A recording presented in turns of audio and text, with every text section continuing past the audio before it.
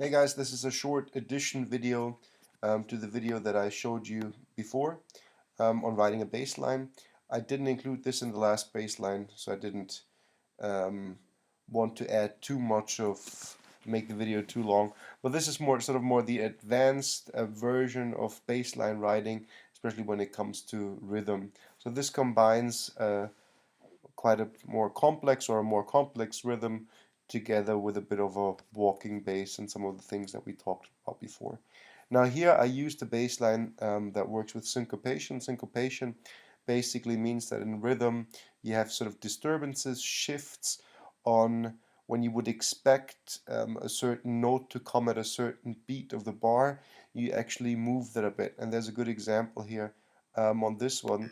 So by making this, instead of having a half here on count 1 and then hitting the note D again on count 3, I'm making this a dotted fourth, which means I come in an eighth early, which creates this syncopation. And that's usually quite interesting.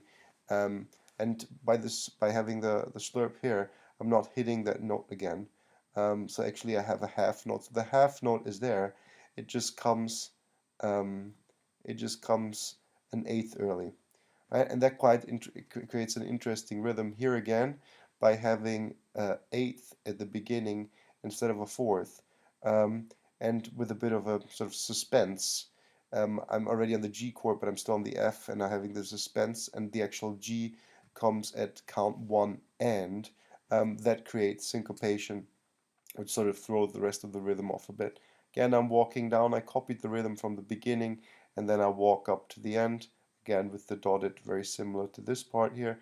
So as you see, there's some rhythmic patterns in here that I use and that I also repeat then. So I don't want to introduce too many new things all the time because that might sort of divert the attention from the rest of my song, mainly to the bass line. It might stick out in a way that I don't want it. Let's listen to that and see how that sounds. This is just one of many examples, and if you want to play around with that, and if you have problems, please come and see me. So this is how that sounds.